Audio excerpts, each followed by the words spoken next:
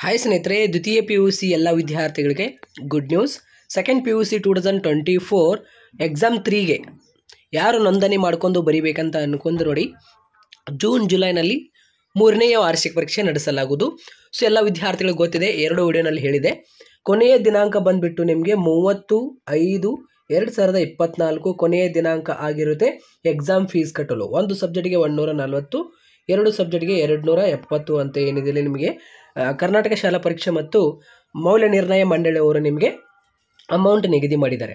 So ಎಲ್ಲ ವಿದ್ಯಾರ್ಥಿಗಳು ಅಂದರೆ ಕೆಲವೊಂದು ವಿದ್ಯಾರ್ಥಿಗಳು ಇರ್ತಾರೆ, ಇನ್ನೊಮ್ಮೆ ನಾನು ವಾರ್ಷಿಕ ಪರೀಕ್ಷೆ ಬರಿಬೇಕಂತ ಅನ್ಕೊಂತೀನಿ, ನನಗೆ ಮಾರ್ಕ್ಸ್ಗಳು ತೃಪ್ತಿ ಆಗಿಲ್ಲ ಮತ್ತು ಅಂಥ ವಿದ್ಯಾರ್ಥಿಗಳಾಗಿರ್ಬೋದು. ನೋಡಿ, ಜಸ್ಟ್ ಪಾಸ್ ಆದರೆ ಸಾಕು. ಓಕೆ, ಸುಮ್ಮನೆ ಇವಾಗ 3ನೇ ವಾರ್ಷಿಕ ಪರೀಕ್ಷೆ ಬರೀದು ಅಲ್ಲಿ ಮಾರ್ಕ್ಸ್ಗಳು ಕಡಿಮೆ ಬಂದರೆ ಏನಿದೆಯಲ್ಲ ಮತ್ತೆ ಪ್ರಾಬ್ಲಮ್ ಆಗುತ್ತೆ. ಸೊ ಹಿಂದಿನ ಮಾರ್ಕ್ಸ್ಗಳು ಕನ್ಸಿಡರ್ ಮಾಡಬೇಕು. ಸೊ ಹೀಗೆಲ್ಲ ನಿಮಗೆ ಲೇಟ್ ಪ್ರೊಸೆಸ್ ಆಗುತ್ತೆ. ಎಲ್ಲ ವಿದ್ಯಾರ್ಥಿಗಳಿಗೆ ಹೇಳೋದೇನೆಂದರೆ, ಸೊ ಎಷ್ಟು ನಿಮಗೆ ಇವಾಗ ಆಲ್ರೆಡಿ ಫಲಿತಾಂಶ ಬಂದಿದೆಯಲ್ಲ, ನಿಮಗೆ ಕಾನ್ಫಿಡೆಂಟ್ ಇದ್ದರೆ, ಇಲ್ಲ ನಾನು ಇನ್ನೊಮ್ಮೆ ವಾರ್ಷಿಕ ಪರೀಕ್ಷೆ ಬರೀತೀನಿ, ನನಗೆ ಹೆಚ್ಚು ಮಾರ್ಕ್ಸ್ಗಳು ಬರುತ್ತೆ ಅಂತ ನಿಮಗೆ ಕಾನ್ಫಿಡೆಂಟ್ ಇದ್ದರೆ ನೀವು ಬರೀರಿ, ಆಯಿತಾ? ನಿಮ್ಮ ಡಿಸಿಷನ್ ಅದು. ಸೊ ಇವಾಗ ನೋಡಿ, ಕೆಲವೊಂದು ವಿದ್ಯಾರ್ಥಿಗಳಿರ್ತಾರೆ, ಏನು ಮಾರ್ಕ್ಶೀಟ್ನಲ್ಲಿ NC ಅಂತ ಬಂದಿರ್ತೈತಿ ಮತ್ತು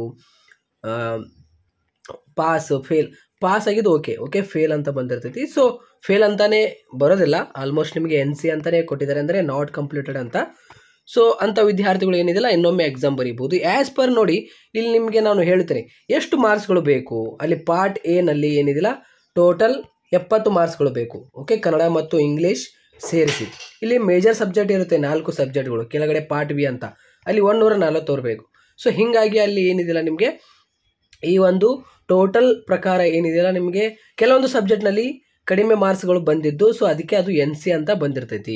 ಸೊ ನಾನು ನಿಮಗೆ ಹೇಳ್ತೇನೆ, ಇಲ್ಲಿ ವೇಟ್ ಮಾಡಿ.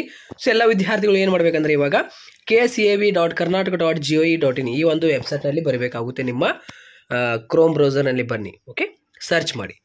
ಸರ್ಚ್ ಮಾಡಿದ ತಕ್ಷಣ ಏನಿದೆಯಲ್ಲ ಈ ರೀತಿ ನೆಕ್ಸ್ಟ್ ಪೇಜ್ ಬರುತ್ತೆ. ಕರ್ನಾಟಕ ಶಾಲಾ ಪರೀಕ್ಷೆ ಮತ್ತು ಮೌಲ್ಯ ನಿರ್ಣಯ ಮಂಡಳಿ ಅಂತ ಬರುತ್ತೆ. ಇಲ್ಲಿ ನೋಡಿ, ಈ ರೀತಿ ಕೆಳಗಡೆ ಸ್ಕ್ರಾಲ್ ಮಾಡಿ. ಇಲ್ಲಿ ಮತ್ತಷ್ಟು ಓದಿ ಅಂತ ಇದೆ ನೋಡಿ, ಆಪ್ಷನ್ ಎಲ್ಲಿದೆ, ಇಲ್ಲಿದೆ ನೋಡಿ. ಇಲ್ಲಿ ಮತ್ತಷ್ಟು ಓದಿ ಇಲ್ಲಿದೆ ನೋಡಿ, ಆಯಿತಾ? ಇಲ್ಲಿದೆ ನೋಡಿ ಮತ್ತಷ್ಟು ಓದಿ ಅಂತ.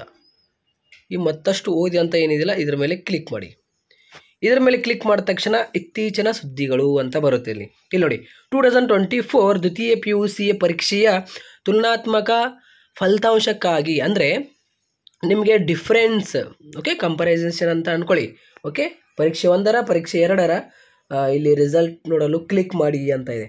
ಓಕೆ, ನೀವು ಇದರ ಮೇಲೆ ಕ್ಲಿಕ್ ಮಾಡಿದರೆ ಇಲ್ಲಿ ನೋಡಿ, ನಿಮಗೆ 2024 2ನೇ ವಾರ್ಷಿಕ ಪರೀಕ್ಷೆ, ಓಕೆ, ಏನು ಬರೆದಿರಲ್ಲ, ಎಕ್ಸಾಮ್ 1 ಮತ್ತು ಎಕ್ಸಾಮ್ 2, ಇಲ್ಲಿ ನೋಡಿ difference. Okay, comparison result seat ಅಂತ ಇದೆ. ಇಲ್ಲಿ ನಿಮ್ಮ ಎಂಟರ್ ಯುವರ್ ರಿಜಿಸ್ಟ್ರೇಷನ್ ನಂಬರ್, ನಿಮ್ಮ ರಿಜಿಸ್ಟ್ರೇಷನ್ ನಂಬರ್ ಹಾಕಿ, ಆರ್ಟ್ಸ್ ಇದ್ದರೆ ಆರ್ಟ್ಸ್, ಕಾಮರ್ಸ್ ಇದ್ದರೆ ಕಾಮರ್ಸ್, ಓಕೆ, ಹಾಕಿದ ನಂತರ ಯು ಮೇಲೆ ಸಬ್ಮಿಟ್ ಮಾಡಿ.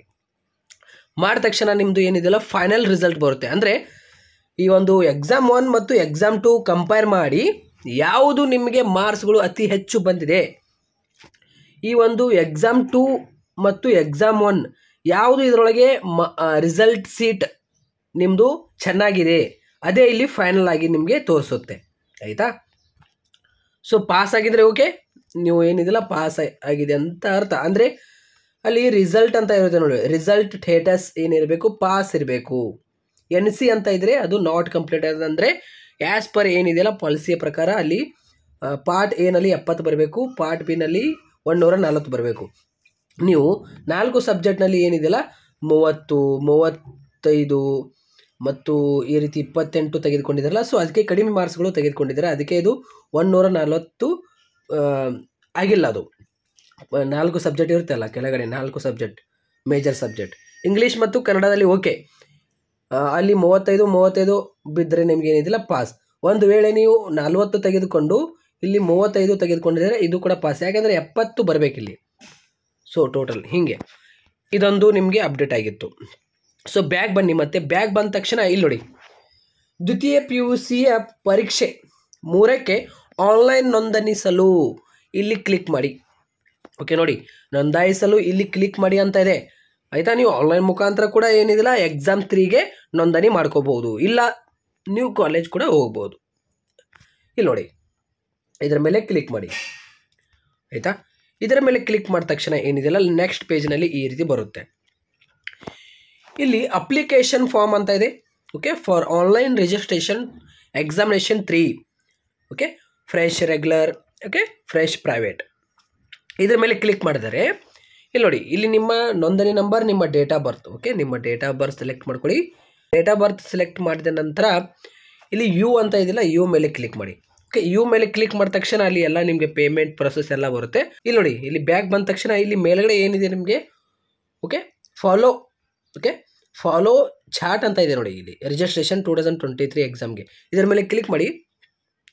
ಇದು ನಿಮಗೆ ಒಂದು ಸ್ಟೆಪ್ಗಳು, ಓಕೆ, ಹೆಂಗೆ ಮಾಡಬೇಕು, ಹೆಂಗೆ ರಿಜಿಸ್ಟ್ರೇಷನ್ ಮಾಡಬೇಕಂತ ನೋಡಿ. 2024 ದ್ವಿತೀಯ PUCಯ ಪರೀಕ್ಷೆ 3ನೇಕ್ಕೆ ನೋಂದಾಯಿಸಲು ಪ್ರಕ್ರಿಯೆ ವಿವರಣೆಗಳು. ಅಪ್ಲಿಕೇಶನ್ ಫಾರ್ ಆನ್ಲೈನ್ ರಿಜಿಸ್ಟ್ರೇಷನ್ ಅಂತ ಅಲ್ಲಿ ಕ್ಲಿಕ್ ಮಾಡೋದು, ಅಂದರೆ ಕ್ಲಿಕ್ ಮಾಡೋದು. ವಿದ್ಯಾರ್ಥಿಗಳ ನೋಂದಣಿ ಮತ್ತು ಜನ್ಮ ದಿನಾಂಕವನ್ನು ನಮೂದಿಸೋದು ಹೇಳಿದೆನಲ್ಲ ಅಲ್ಲಿ. ಅದಾದ ನಂತರ ಯು ಬಟನ್ ಮೇಲೆ ಕ್ಲಿಕ್ ಮಾಡೋದು. ಆಯಿತಾ, ಇದಷ್ಟು ನಮ್ಗೆ ಗೊತ್ತಾಯ್ತು. ಇವಾಗ ಯು ಬಟನ್ ಮೇಲೆ ಕ್ಲಿಕ್ ಮಾಡಿದ ನಂತರ ವಿದ್ಯಾರ್ಥಿಯ ಮಾಹಿತಿ ಉಳ್ಳ ಪುಟ ತೆರೆದುಕೊಳ್ಳುತ್ತದೆ. ಓಕೆ, ವಿದ್ಯಾರ್ಥಿಯು ಪರೀಕ್ಷೆಯನ್ನು ತೆಗೆದುಕೊಳ್ಳುವ ವಿಷಯಗಳನ್ನು ಆಯ್ಕೆ ಮಾಡ್ಕೊ, ಅಂದರೆ ನೀವು ಯಾವ ಒಂದು ಪರೀಕ್ಷೆ ಬರಿಬೇಕಂತ ಅನ್ಕೊಂಡಿರಲ್ಲ ಆ ಸಬ್ಜೆಕ್ಟ್ ನೀವು ಆಯ್ಕೆ ಮಾಡ್ಕೋಬೇಕಾಗುತ್ತೆ. ವಿದ್ಯಾರ್ಥಿ ಅಂಚೆ ವಿಳಾಸದ ಪುಟದಲ್ಲಿರುವಂತಹ ಮಾಹಿತಿಗಳನ್ನು ಪಟ್ಟಿ ಮಾಡಿ, ಓಕೆ, ಸಬ್ಮಿಟ್ ಬಟನನ್ನು ಕ್ಲಿಕ್ಕಿಸುವುದು. Do you want to save the record ಅಂತ ಬರುತ್ತೆ. ಅಲ್ಲಿ ಪಾಪಪ್ ನಿಮಗೆ ಒಂದು ಮೇಲ್ಗಡೆ ಓಕೆ ಅಂತ ಬರುತ್ತೆ. ಓಕೆ ಮೇಲೆ ಕ್ಲಿಕ್ ಮಾಡಿ. ಓಕೆ, ಮೆನ್ಯೂನಲ್ಲಿ ಅಲ್ಲಿ ಓಕೆ ಅಂತ ಬಟನ್ ಮೇಲೆ ಕ್ಲಿಕ್ ಮಾಡಿದ ನಂತರ ಏನಿದಿಲ್ಲ ಚಾನಲ್ ನಂಬರ್ ಜನರೇಟ್ ಆಗುತ್ತೆ. ಆಮೇಲೆ ನೀವು ಮೇಕ್ ಎ ಪೇಮೆಂಟ್ ಬಟನನ್ನು ಕ್ಲಿಕ್ ಮಾಡುವುದು, ಅಂದರೆ ಪೇಮೆಂಟ್ ಬಟನನ್ನು ಕ್ಲಿಕ್ ಮಾಡಿದೇನಿದಿಲ್ಲ ಪೇಮೆಂಟ್ ಗೇಟ್ವೇ ಆನ್ಲೈನ್ ತೆರೆದುಕೊಳ್ಳುತ್ತದೆ. ನಂತರ ನಿಗದಿತ ಶುಲ್ಕವನ್ನು ಆನ್ಲೈನ್ ಮೂಲಕ ಸಂದಾಯ ಮಾಡುವುದು. ಓಕೆ, ಸೊ ಆನ್ಲೈನ್ ಮುಖಾಂತರ ಈ ರೀತಿ ನೀವು ರಿಜಿಸ್ಟ್ರೇಷನ್ ಮಾಡ್ಕೋಬಹುದು. ಓಕೆ, ಸೊ ಎಲ್ಲ ವಿದ್ಯಾರ್ಥಿಗಳಿಗೆ ಭಾಳ ಗೊಂದಲ ಆಗ್ತಾ ಇತ್ತಂದರೆ ನೀವು ಮೊಬೈಲಲ್ಲೇ ಟ್ರೈ ಮಾಡೋಕ್ಕೆ ಹೋಗಬೇಡ್ರಿ. ಸೊ ಆನ್ಲೈನ್ ಸೈಬರ್ನಲ್ಲಿ ಹೋಗ್ರಿ, ಅಲ್ಲಿ ನಿಮಗೆ ಹಾಕ್ಕೊಡ್ತಾರೆ. ಆಯಿತಾ, ಇಲ್ಲ ನಿಮ್ಮ ಕಾಲೇಜಿನಲ್ಲಿ ಹೋಗ್ರಿ, ನಿಮಗೆ ಅಪ್ಲೈ ಮಾಡಿಕೊಡ್ತಾರೆ. ಸೊ ಎಲ್ಲ ವಿದ್ಯಾರ್ಥಿಗಳಿಗೆ ಈ ಒಂದು ಶೇರ್ ಮಾಡಿ. Thank you so much.